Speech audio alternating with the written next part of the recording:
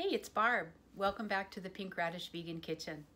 Today we are going to do something that I have been asked, requested of, practically demanded of at times, is to come up with some more gluten-free recipes. And boy, I have a winner for you today, so stay tuned.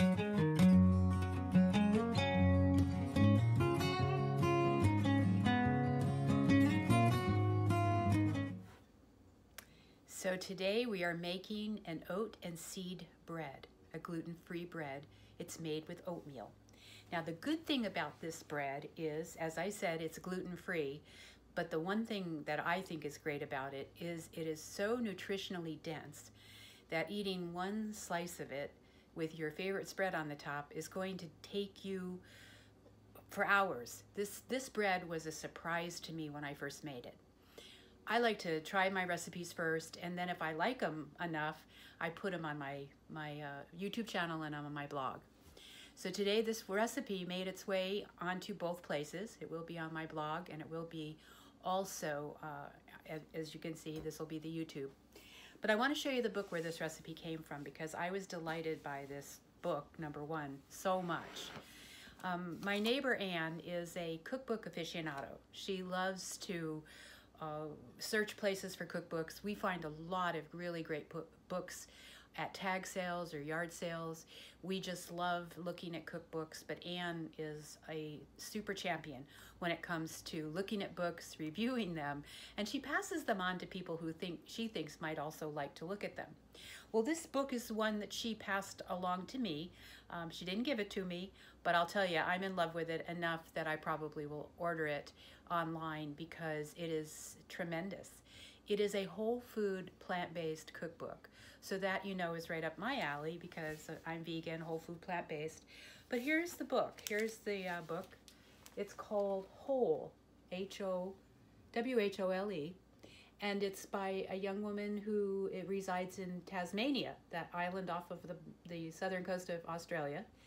And this book, let me back it up so you can see the whole picture here, is just filled with very simple, homemade recipes that she tried. She used to have a kind of a food truck and go around to the beaches and feed everybody, all the surfers and everything.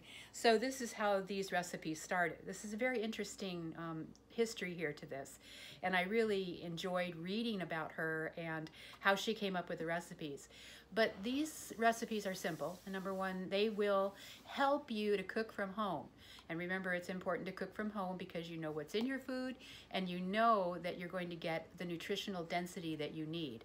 Let's face it, you're not getting that from hamburgers and french fries from your local drive-thru, period. So, in order to have a healthy life, you want to learn to cook from home. The recipes in this book will speak to that. Now, I'm vegan. If you're not vegan, don't turn this off. You got to know this seed recipe. This recipe, this nut loaf seed recipe is amazing. And everything in this book is amazing. You want to add chicken? Add chicken. Doesn't matter. But start with your vegetables first. Make your vegetables your first focus, because that's how you begin to build the nutritional value into your food. All right, so let me show you the rest of the page. This is a great, I like this book because I don't know about you, but when I get a cookbook, I love to see a picture and I love to see the recipe. So this is what she does. Her recipes are, I'm peeking over the top, you get the recipe on one side and the picture on the other side. It doesn't get simpler than that, but check out that seed loaf. This is what this is gonna look like in the end. So fantastic, really fantastic. So I've got everything measured out. So we may as well get started.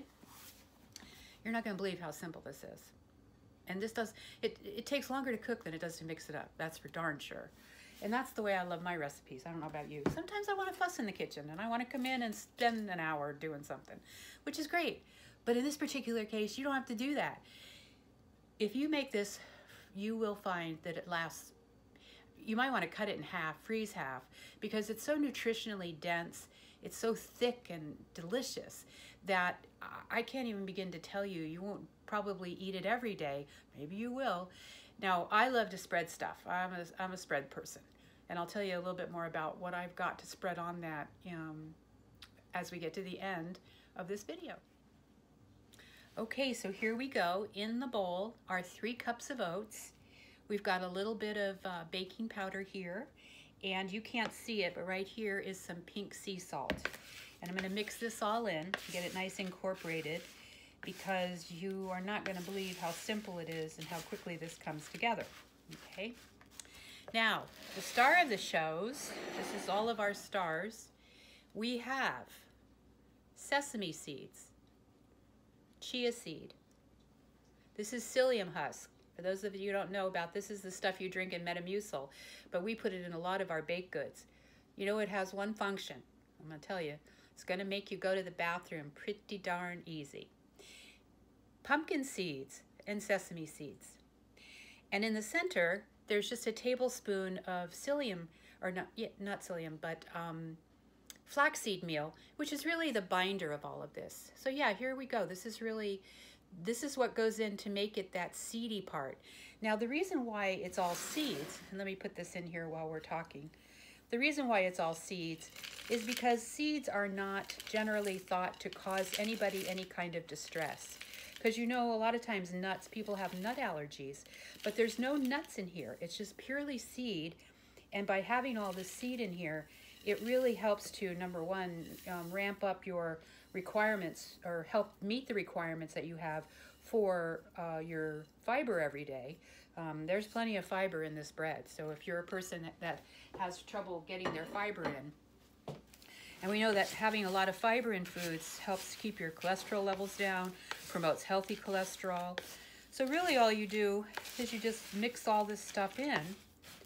Let me move the book out of the way. I don't want to get any splash on it because it's not my book. And then to it, you get 2 cups of warm water with a tablespoon of maple syrup in it. And that's it. That is the ingredient list in this truly amazing, easy to do seed bread. You want to make sure you get all the way down to the bottom of the bowl, because a lot of times, sometimes you get dry ingredients that hang out there in the bottom of the bowl, and that's not cool. So that's it. This sort of just comes together, very simple. Now you notice also that there's no oil in here, which is, you know, that's good too. So here you go. Here's how it all mixes up together. And now we're gonna put it into the pan. Now this is a parchment paper in a little baking pan. I got a hot tip for you when using parchment paper. Number one, you need to crinkle it all up in a ball, and that helps to manage it better. But I also spray this pan with baking spray, and that helps to hold the parchment in place as you're trying to push it into the pan. I don't know about you, but sometimes it's quite a fight to get the parchment in. And now we're just gonna put this stuff in this pan here. And let me tell you, this sets up pretty quick. All of the seeds and everything, the oatmeal really absorbs that warm water, and it starts to make a nice kind of stiff dough. This isn't gonna be difficult to work with. So you gotta push all this in, and then it's time for the fingers. Time for the fingers. You wanna push this down in the pan really well, and it's gotta be really packed in, because you don't want any air holes or anything in there that's going to not yield a great loaf. Be sure you get it even, okay? That's important too. Come on, you guys, get off there. And get it down into the corners. Give it a little, you know, good sturdy push all the way around. Flatten out the top. Make sure that the corners, as I said, do not neglect your corners. And make sure you get all of this down packed in tight, as I said. Very, very good. Okay, I think we're there. I think I just want to level it out a little bit. And this is kind of where the fingers can start to come in and help to press everything down. And isn't this simple? I told you, it's like nothing. It takes longer to measure out all of the half a cup of this and a half a cup of that than it does to actually mix together and push it into your pan. So there you have it. Now, I'll tell you what you got to do with this. Hold on, I'm going to wash my hands. Okay, hands are all washed, and it's time now. So as you know, we got our loaf all nice and tight in here, you can see. The reason why the parchment paper is so important is really to get it out of here when it's kind of semi-baked. So what I mean by that is the recipe says to bake it for 30 minutes. Take it out and then put it onto a baking pan, a regular baking tray, and take the parchment off and let it go another 30 minutes, 25 to 30 minutes. That way it browns up really nice and it cooks everything. Basically, you're cooking the oatmeal.